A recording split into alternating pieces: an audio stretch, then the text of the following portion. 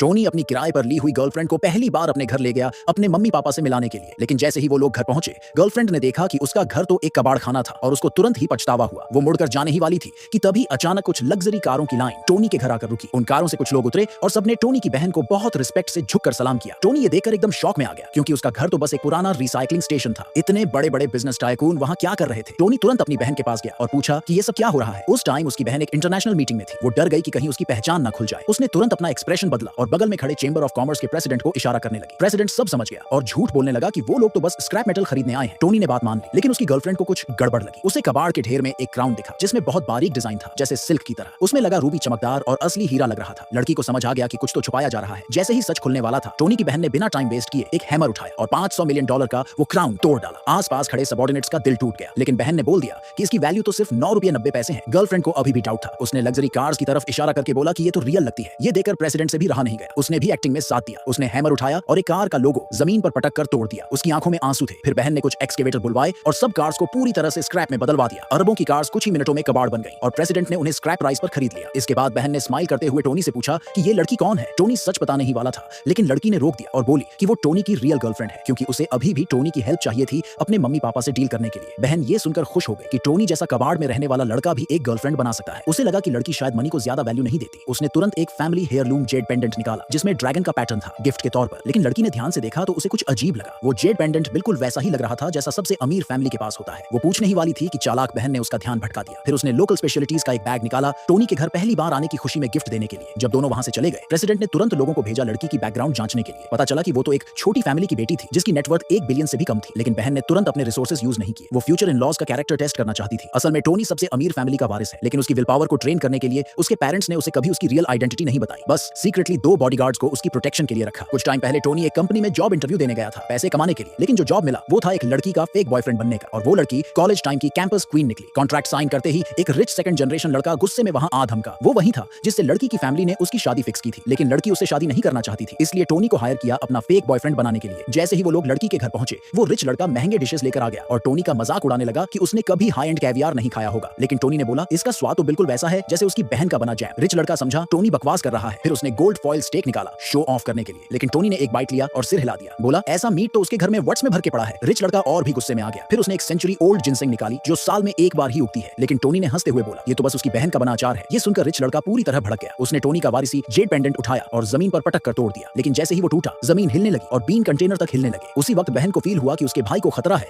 तो वो अपनी टीम के साथ तुरंत वहां पहुंच गई। उधर वो घमंडी रिच लड़का टोनी को घुटनों पर लाने की कोशिश कर रहा था। जैसे ही वो टोनी पर वार करने वाला था, एक फ्लाइंग स्वॉर्ड सीटी बजाते हुए हवा से आ गई।